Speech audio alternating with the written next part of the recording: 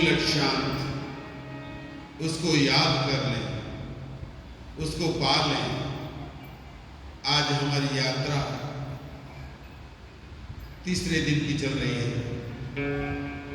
हम कहाँ, कब, किस जगह पर बैठे हैं, उसका ध्यान रखना है।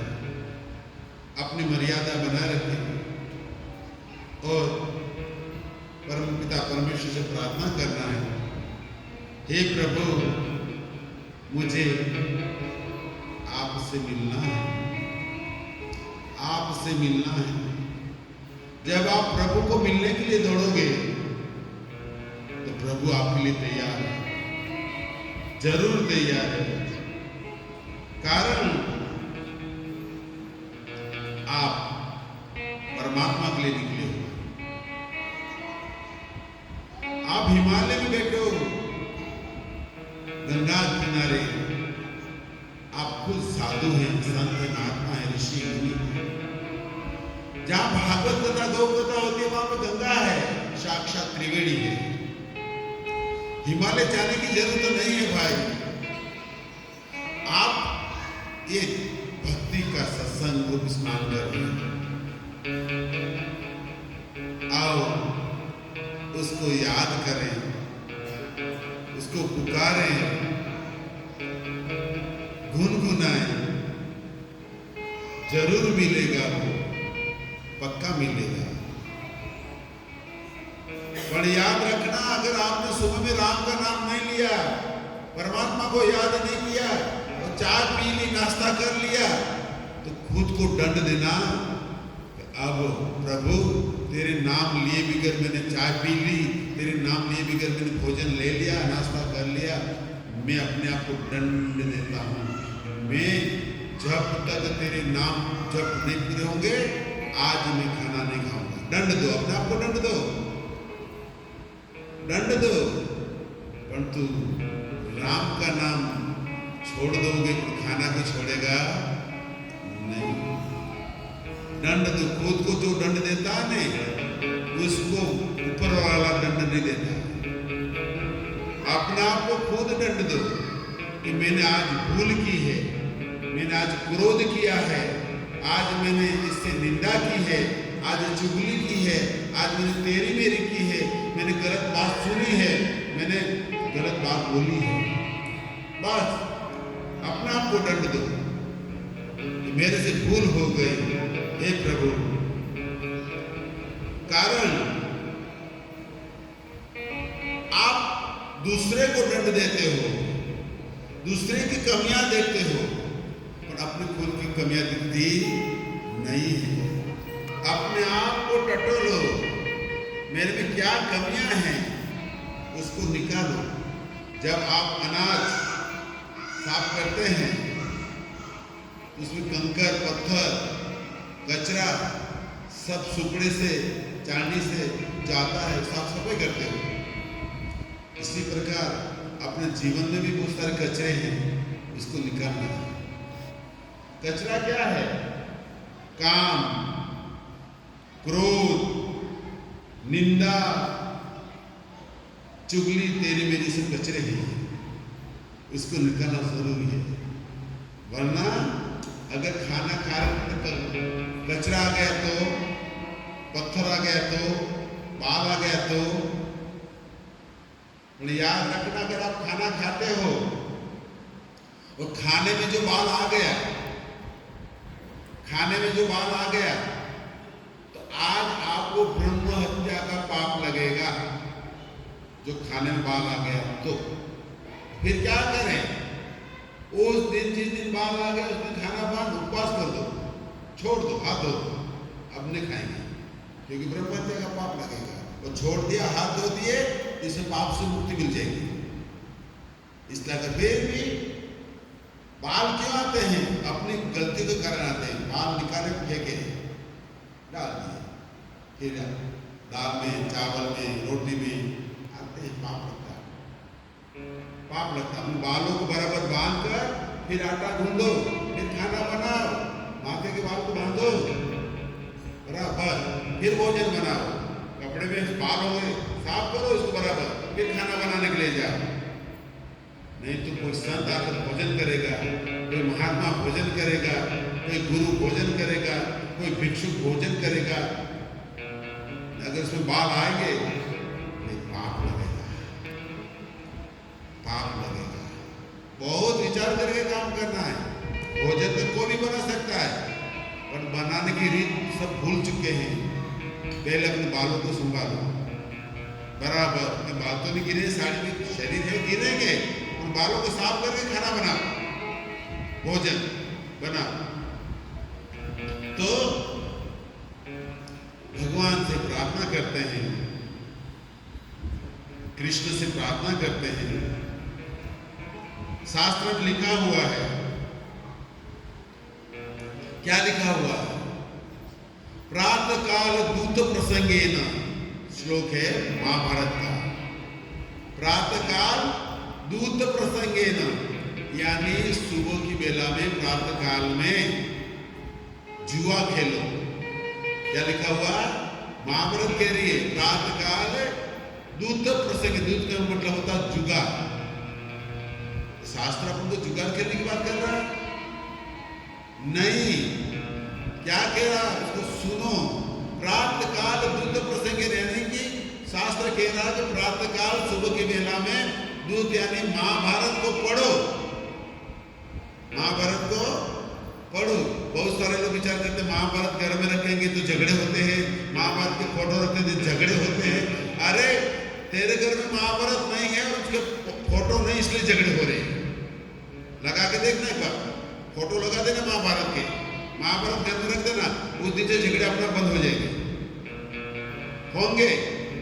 आज पति पत्नी के झगड़े क्यों हो रहे हैं, सासू बहू के झगड़े क्यों हो रहे हैं? क्योंकि घर में महाभारत नहीं है, शास्त्र नहीं है, नहीं है। आप मैचिंग कपड़े तो ले आते हो, पर याद रखना जब भी आप कपड़े लाओ, ना नहीं सोना चांदी लाओ, ना नहीं सब जो लाओ, परंतु मेरे जीवन में जब मैं कपड़े लेने जाऊं तो एक रामायण को भी लाऊंगी, एक गीता को भी लाऊंगी, एक भागवत को भी मैं लाऊंगी, एक शास्त्र को भी लाऊंगी।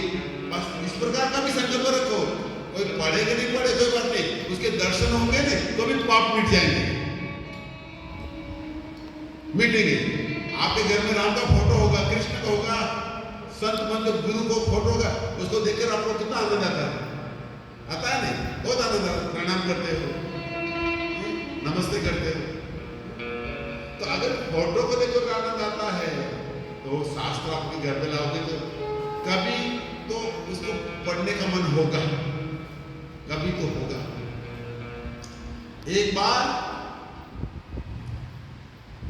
एक गरीब पिता, गरीब बाप मेहनत मजदूरी करता है, रात दिन काम करता है, रोज के 2 रुपये 5 रुपये जो भी मिलते हैं, तो उसके पास में बेटी है।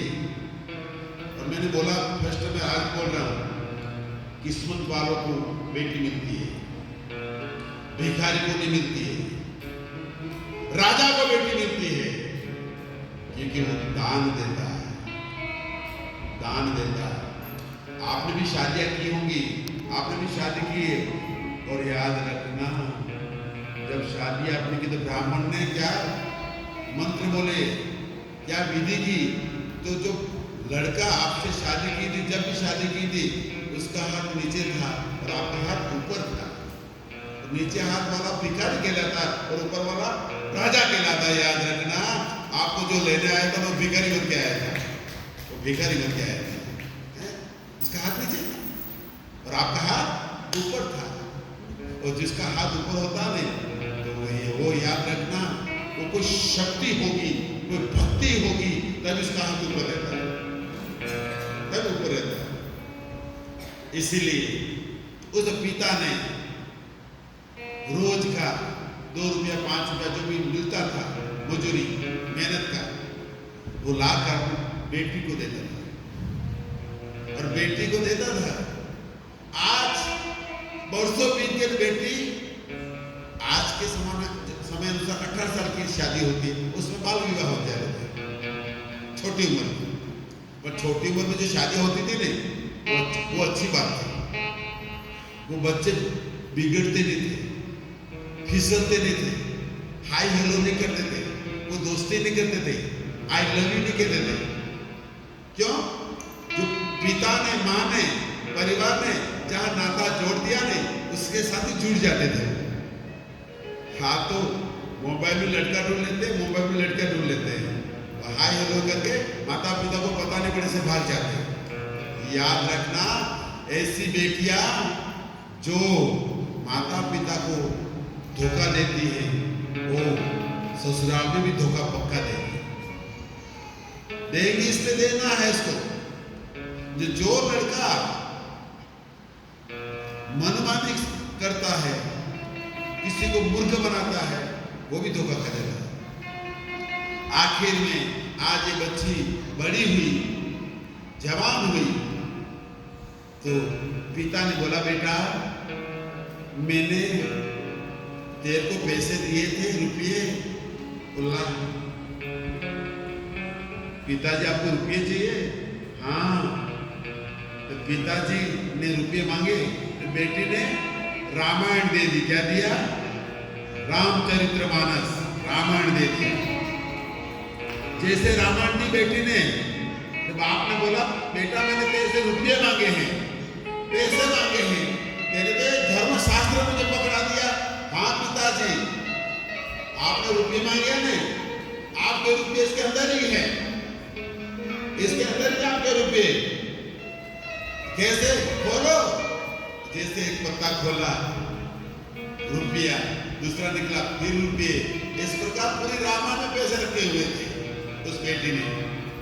पिता ने बोला, बेटा तेरे पैसे कबाट में क्यों नहीं रखे, तिजोरी में क्यों नहीं रखे, बैंक में क्यों नहीं रखे, पोस्ट में क्यों नहीं रखे, अलमारी में क्यों नहीं रखे? उस बेटी ने सुंदर जवाब दिया, पिताजी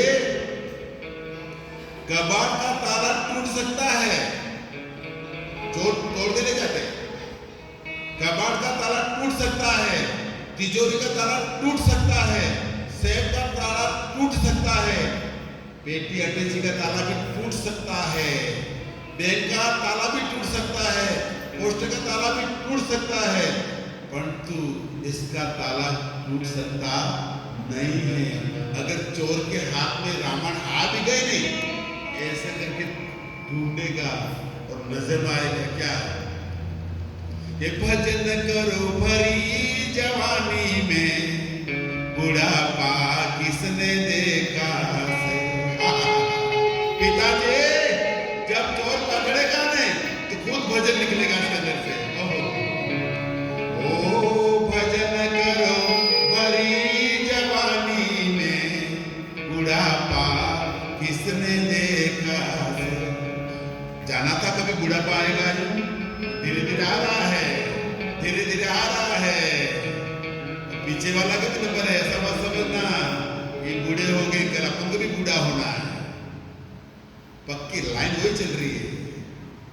ओ भजन करो भरी जवानी में, बुढ़ापा किसने देखा। ओ भजन करो भरी जवानी में, बुढ़ापा किसने देखा। अरे बुढ़ापे में बेहरे हो जाओगे, ये काम नहीं करेंगे। क्या बोल रहे हो? सुनाई नहीं दे रहा मुझे, थोड़ा जोर से बोलो। अरे इस इंद्रियों का काम आपने बहुत लिया। सासू कैसी, ससुरा कैसा, ननद कैसी, जेठानी कैसी, देरानी कैसी, अड़ोसी पड़ोसी पड़ोसी। गलत बात बहुत सुनी। अब ये इंद्रिय काम नहीं कर रही, मना कर रही है। हम अब गंदी बात सुनना नहीं चाहते हैं। अरे बुढ़ापे में बेहरे हो जाओगे, ओ बुढ़ापे में बेहरे हो जाओगे, भजन तुम सुन नहीं पाओगे, भजन तुम सुन नहीं पाओगे। अरे भजन सुनो भरी जवानी में, अरे भजन सुनो भरी जवानी में, बुढ़ापा किसने देखा है। हाथ में डंडा आएगा,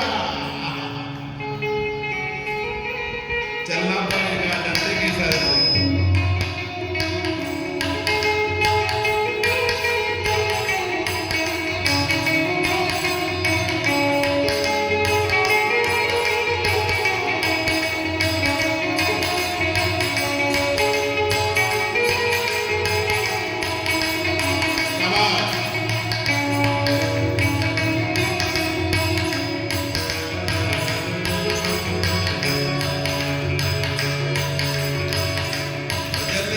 भरी जवानी में बुढ़ापा किसने देखा है। भजन कर भरी जवानी में बुढ़ापा किसने देखा से। भजन कर भरी जवानी में बुढ़ापा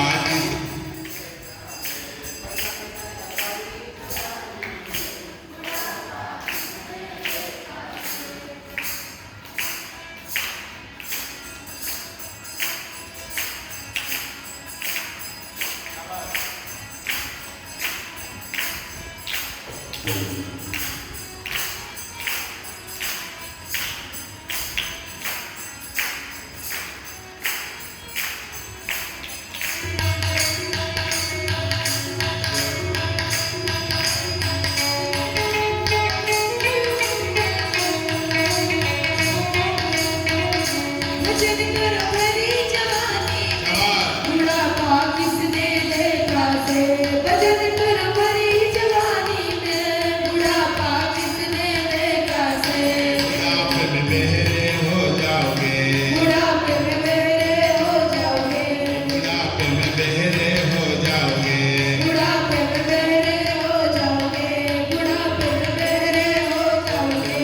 भजन तुम सुन नहीं पाओगे, भजन तुम आओगे, भजन तुम सुन नहीं पाओगे। भजन तुम सुन नहीं पाओगे।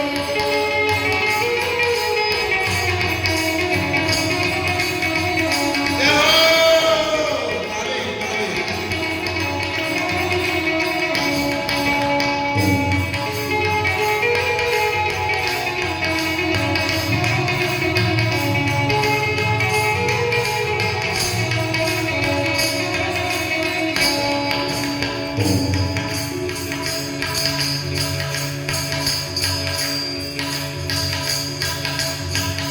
भजन करो भरी जवानी में बुढ़ापा किसने देखा है। भजन कर भरी जवानी में बुढ़ापा किसने देखा से। भजन करो भरी जवानी में बुढ़ापा किसने देखा है। भजन कर भरी जवानी में बुढ़ापा किसने देखा से। बुढ़ापे में अंधे हो जाओगे, बुढ़ापे में अंधे हो जाओगे, बुढ़ापे में अंधे हो जाओगे। बुढ़ापे जय हो! बुढ़ापे में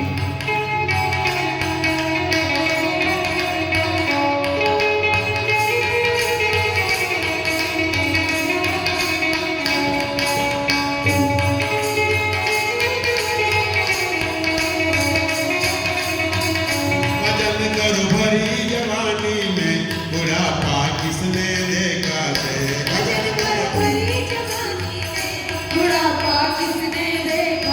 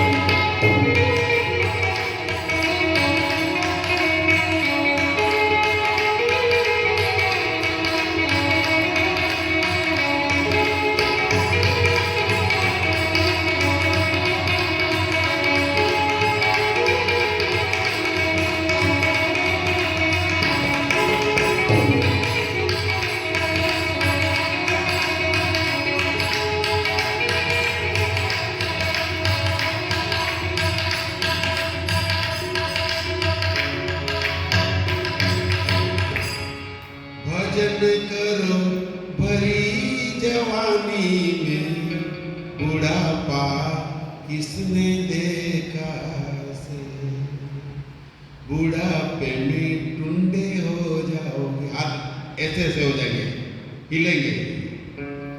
घर में बेटी आएगी, 500 रुपये देना है, 1000 रुपये देना है, सोने की बाली भी देनी है, पर घर में बहू बेटी है, कैसे दे पाओगे भाई? क्योंकि जैसे तिजोरी की चाबी खोलोगे तो हाथ तो हिलेगा, चाबी नीचे गिरेगी। याद रखना, बहू आए इसके पहले बेटी को दे देना जो देना, बहू आए इसके पहले बेटी को जो देना वो दे देना, बाद में कुछ देना नहीं। वो आप और मैं दोनों जानेंगे, ऊपर वाला जानेगा, बहू को पता पड़ना चाहिए नहीं।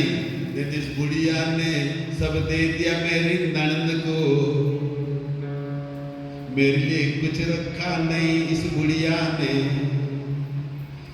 उसके पहले दे ही देना, बाद में दे पाओगे, अरे बुढ़ापे में टुंडे हो जाओगे। हाथ काम नहीं करेंगे, नहीं करेंगे।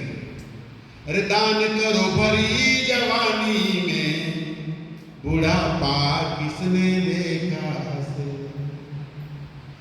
यात्रा करनी तो जवानी में यात्रा कर लेना, ये भी एक यात्रा है। इस कथा में आप पधार रहे आ रहे हैं, ये भी 4 धाम की यात्रा है। कथा में बैठो, यात्रा, और चैत्र महीना चल रहा है, पवित्र महीना, आओ उसमें डुबकी लगाओ, यात्रा करो, या बैठे बैठे यात्रा हो रही है अपनी। एक ज्ञान गंगा चल रही है, वो गंगा तो हरिद्वार जाना पड़ेगा, तब डुबकी लगाओगे। बड़े ज्ञान गंगा जहां चाहो वहां खड़ी हो जाती है और आपको पवित्र कर डालती है। आओ इस ज्ञान गंगा में डुबकी लगाओ। अरे बुढ़ापे में लंगड़े हो जाओगे, पाप नहीं चलेंगे, फिर लकड़ी का लोगे सारा तो भी नहीं चल पाओगे। गांव में कथा आई है, नवसारी में बहु कथा, अरे सासू जी को खाना खिला के आ जाना, ससुरा को रोटी खिला के आ जाना, धड़ी को भी रोटी खिला के आ जाना, जो भी घर का काम करके आ जाना, पर आना आना आना, ये बात। क्योंकि कथा में ज्यादातर माता ही आती है। देखो माता बहनें सारा घर का काम करने के बाद भी भक्ति में पहले नंबर में आती है, वो माता है इसलिए आती है। यार पूरा काम करती है, घर में गाली भी खाती है, कोई आग बताता वो भी सहन कर लेती है, आप दाल ऐसी बनाए सब्जी ऐसी बनाए वो भी सहन कर लेती है, फिर भी भक्ति में आके खड़ी हो जाती है। इसलिए आपको मां का दर्जा दिया गया, मां हो, मातृ देवो भव, आप देव हैं साक्षात। इसलिए परम पिता परमेश्वर ये दया ऐसी शक्ति ऐसी भक्ति सदा मिलती रहे, ऐसी भजन हमेशा अपने जीवन में करते रहे, भजन करते रहे, करते रहो, करते रहो, करते रहो। एक दिन वो बनवारी आपको मिलेगी, एक दिन तो परमात्मा आपकी बात तो भजन आपको करना ही, भजन करोगे फिर आप अपने जाने की शक्ति है। और मंदिर में तो हो जाता है, मंदिर में तो हो जाता है, कौन? जिसका घर मंदिर में है,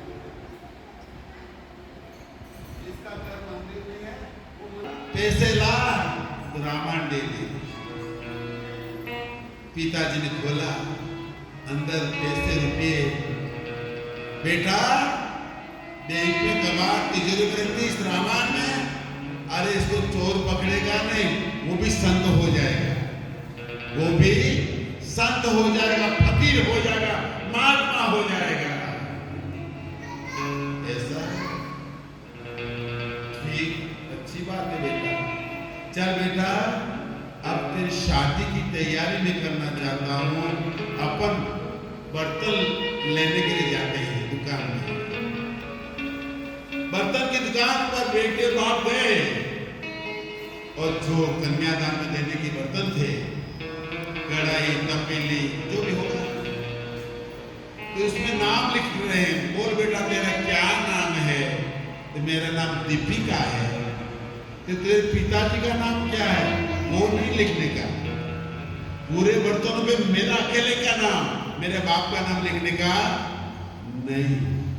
तो दुकान वाला बोला, काका आपकी बेटी दीपिका वो खुद का नाम लिखवा रही है और आपका मना बोल रही है। बेटे को पिता को पता है कि मेरी बेटी वो विद्वान है, जो रामायण में पैसा रखकर मुझे देती है, तो उसके पीछे कोई राज होगा, कोई न कोई होगा। मेरी बेटी जो बोले वो करो, वो करो। वो किया, दीपिका दीपिका दीपिका दीपिका हो गया। अब शादी के समय अपने समाज के रीति रिवाज के अनुसार जब दूल्हा आ रहा है, आजकल तो ये सब निकल गया है, पर कन्या ने घूंघट कर दिया, ऐसा घूंघट की याद में, ऐसा पहले परंपरा थी, सब घूंघट में रहते थे। सिर ऐसे ढका, जैसे ढका तो पंडित जी ने पूछा, महाराज जी ने पूछा, अरे बेटा मैं तेरा गौर महाराज हूँ, तेरी शादी करवाने के लिए आया, ये तेरे पिताजी, तेरी माँ, भाई, घर के लोग हैं, इतने तेरे घूंघट। सुंदर उस बिटिया ने जवाब दिया, महाराज इस घर की सब दीवारें मुझे पहचानती हैं, ये सब खिड़कियां भी मुझे पहचानती हैं, ये पंखे भी मुझे पहचानते हैं, ये लाइट भी मुझे पहचानती है, घर के हर वस्तु मुझे पहचानती है और मैं इसको पहचानती हूँ।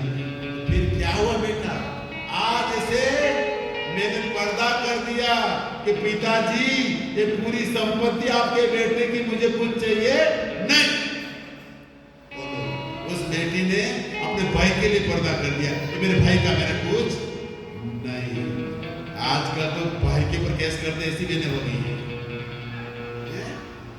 याद रखना, अगर आपके पास आपके पिता ने बड़े घर में शादी करवाई है, पैसे वाले के में शादी करवाई है, तो बाप के पैसे में मन मत रखना, वो अपने भाई के लिए रहने दो। हाँ, तुम्हारी परिस्थिति ऐसी है तो पिताजी को कहना, पिताजी मेरी व्यवस्था करो कुछ, उस समय हकदार हो।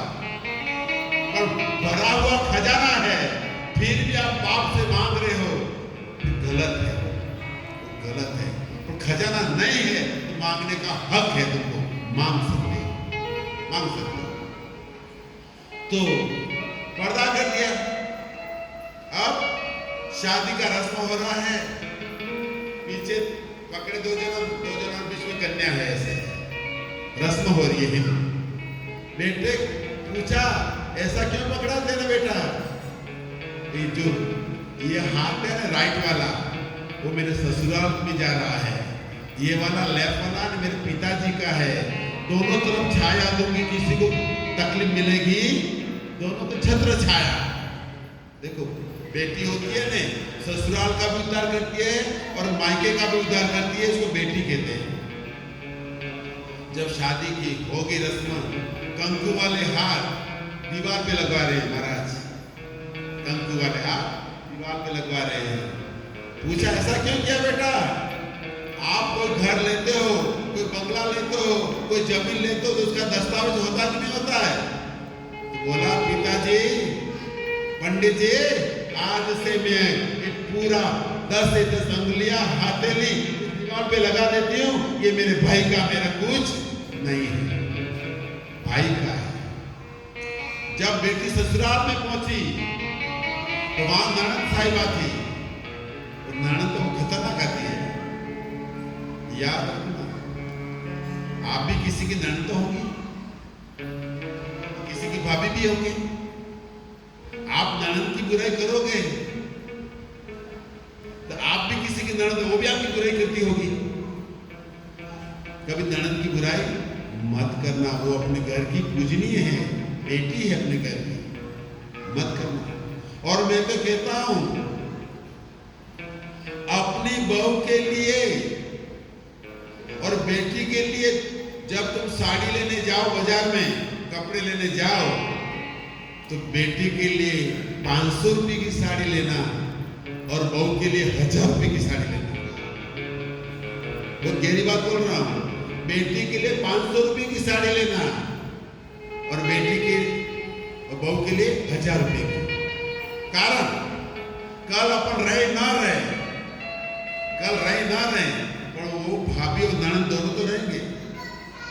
तो उस समय उस भाभी को होगा कि मेरी सासू ने मेरे लिए 1000 रुपए की साड़ी देती थी, मेरी ननद के लिए 500 रुपए की साड़ी देती थी, पर आज मेरी सासू नहीं है, अब मैं मेरी ननद के लिए मैं माँ हूं और मेरे ननद के लिए मैं 1000 रुपए की साड़ी दूंगी। अब 1000 रुपए की साड़ी दूंगी। संस्कार ऐसे बनाओ घर में, ऐसे संस्कार बनाओ। आपको खाना नहीं मिले चले पर औरों को खिलाओ, भूखे रह जाओ पर औरों को खिलाओ। आप तो कुत्ते को खिलाने वाले हैं, चींटी को खिलाने वाले हैं, गरीब भिखारी को खिलाने वाले हैं। कैसी भारतीय संस्कृति है, मछली को भी खिलाने वाले हैं। कितनी भारतीय रस्मों को, पवित्र रस्मों। एक बिटिया जैसे ससुराल में पहुंची तो ननद ने बर्तन निकाला, जो तपीली कढ़ाई जो थी हाथ में ली और बड़ा यूं करके, भाभी आपका नाम दीपिका, तो पिताजी का नाम क्यों नहीं लिखा है पे? आपके पिताजी का नाम क्यों नहीं लिखा है? तो कहने लगी जो भाभी बन के गई थी, मेरा नाम दीपिका, पिताजी का नाम मैंने इसलिए नहीं लिखवाया कि ये जो तपीली है, ये कढ़ाई है, अभी चूल्हे पे चढ़ेगी, चूल्हे पर चढ़ेगी और चूल्हे पे चढ़ेगी तो नीचे काला काला होगा। क्या होगा? काला काला। मेरा नाम काला हो जाए चलेगा, पर मेरे पिताजी का नाम काला होना चाहिए नहीं। बोलो, पिताजी के बारे में विचार करके नाम लिखा था उसने कि मेरा नाम काला हो जाए चले, मेरा नाम पिता का नाम बिगड़ना चाहिए। फिर थाली निकाली, थाली निकाले के बाद उसमें दीपिका, पिताजी का नाम नहीं। अरे भाभी, इसमें भी आपका ही नाम, पिताजी का नाम नहीं। उसने बोला थाली अब खाने के लिए बाहर निकलेगी, और जैसे बाहर निकलेगी तो थाली को मांजते मांजते साफ करते करते एक दिन मेरा नाम मिट जाएगा, पर मेरे पिता का नाम मिटना चाहिए नहीं नहीं नहीं। ऐसी तैयारी। तो चलो गौ कथा की ओर चलते हैं। और बार बार कहता हूं कि सारा दिन आप काम करते हो, और आपके लिए मैंने ये रात की कथा रखी है, क्योंकि दिन में ताप, गर्मी, फिर 12 बजे के बाद खाना खाए शरीर भारी भारी हो जाता है, ठीक है, हिलने नहीं देता है। 12 बजे इसलिए हम सबके लिए रात हो जाती है। 12 से 3 बजे तक याद करना, दिन में मत सो, आराम कर लेना, थोड़ा आराम कर सकते हो। ऐसा तो थके हके नहीं हो, क्योंकि इतना बड़ा काम तो नहीं करते हो, फिर भी थक जाते हो, और आराम कर लेना। सोना मत, ऐसा करके सोना, ज्यादा नींद मत करो, शरीर टूट जाएगा, बिगड़ जाएगा, फिर रात को नींद नहीं आएगी, सारी रात पलटा लगाना पड़ेगा, इधर उधर घूमना पड़ेगा। तो आपको अब गौ कथा, गौ माता के लिए प्रार्थना करते हैं, हे गौ माता हमारी सब इच्छा पूरी करें, सब इच्छा पूरी करें। तुम हृदय से गौ सेवा करो, आपकी सब इच्छा पूरी हो जाएगी, पूरी होगी। और तो आप क्या करते हो?